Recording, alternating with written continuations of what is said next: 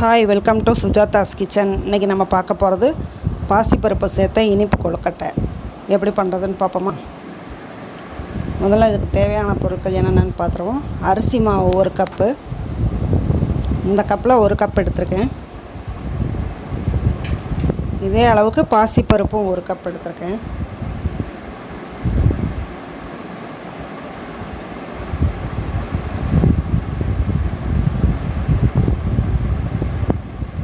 மிக்சியில் ஒரு துண்டு சுக்கு, ஒரு 5 ஏலக்காய் போட்டு கொஞ்சம் சீனி போட்டு பொடிச்சு வச்சுக்கலாம்.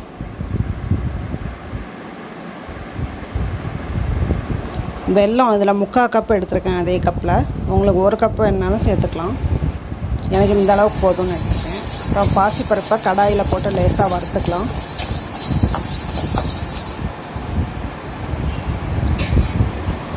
வறுத்துட்டு இதில் 1/2 கப் தண்ணி ஊற்றி லேசாக ஒரு கில்லு பதத்துக்கு வேக வைக்கணும். கொஞ்சமாக வெந்தால் போதும், ரொம்ப வெந்து குழஞ்சிருச்சுன்னா நல்லா இருக்காது.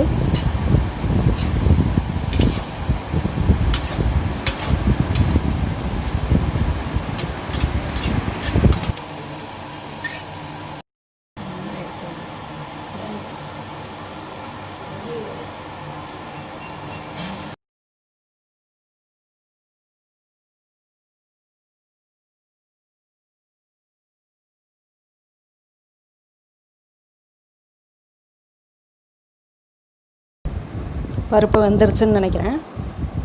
இப்படி நசுக்கி பார்த்தா நசுங்கணும், அந்த அளவுக்கு வெந்தால் போதும். இப்போ பருப்பு ரெடி ஆகிடுச்சு. இப்போ இதை கூட எடுத்து வச்சுருக்க 3/4 கப் வெல்லத்தை சேர்த்துக்கலாம்.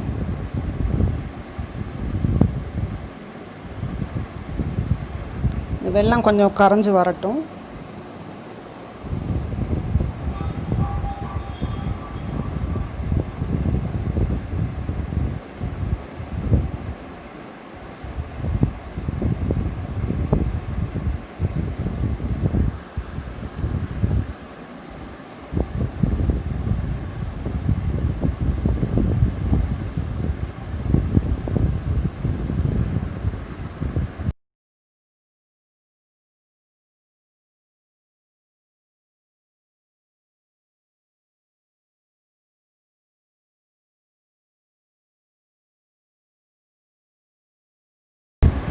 இந்த ஸ்டேஜில் மிக்சியில் பொடிச்சு வச்சுருக்க ஏலக்காய் சுக்கா சேர்த்துடலாம்.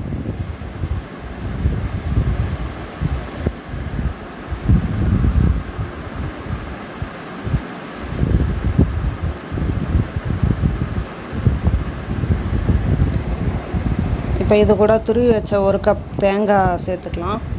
இதை தேங்காய் அதிகமாக சேர்த்தா இன்னும் நல்லாயிருக்கும்.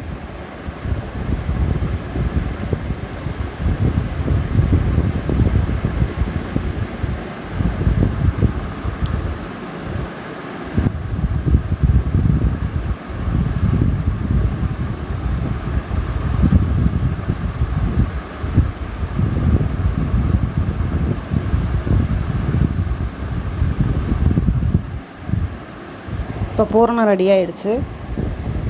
அடுத்தது மாவு ரெடி பண்ணிடுவோம். கடாயில் 1/2 கப் தண்ணி ஊற்றிருக்கேன்.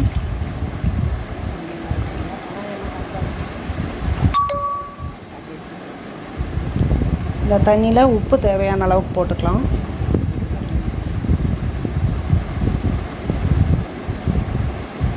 அரிசி மாவு அதுக்கு தேவையான அளவுக்கு உப்பு சேர்த்துக்கலாம்.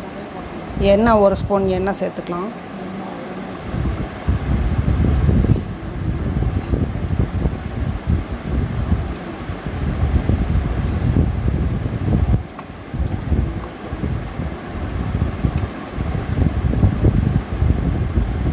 இப்போ தண்ணி கொதிச்சதுக்கப்புறம் இது கூட அரிசி மாவை கலந்து கிண்டிடலாம். கொஞ்சம் தண்ணி கொதிக்கட்டும்.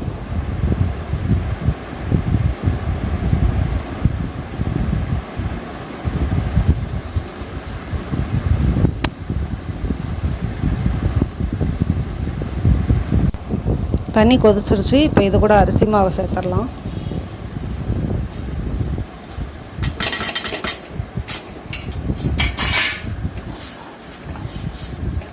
நல்லா கைவிடாமல் கிளறி கொடுக்கணும்.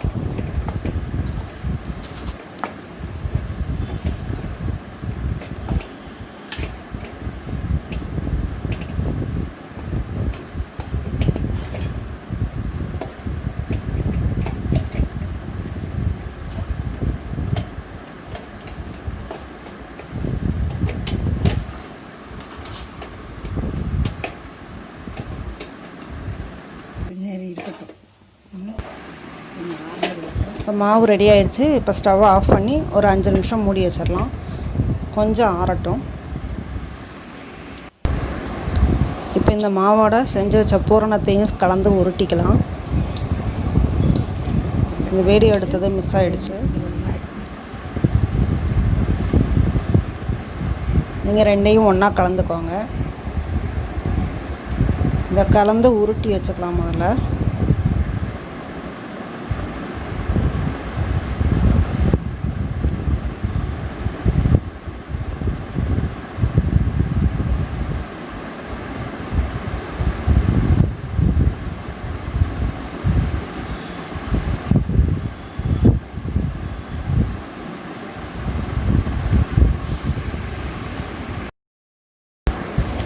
இப்போ இட்லி தட்டில் நெய் தடவி வச்சுக்கலாம். பாத்திரத்தில் தண்ணி ஊற்றி அடுப்பில் வச்சுருக்கேன். அது கொதித்ததும் இட்லி தட்டை அதில் வச்சிடலாம். இப்போ கொழுக்கட்டையை உருண்டைகளாக பிடிச்சி அதில் வச்சுக்கலாம்.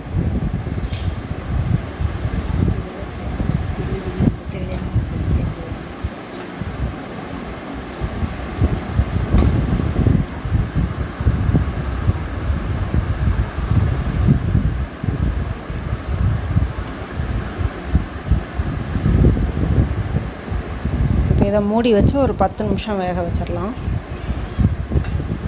10 நிமிஷம் வேக வச்சா கொழுக்கட்டை ரெடி. கொழுக்கட்டை ரெடி ஆகிடுச்சான்னு பார்த்துருவோமா?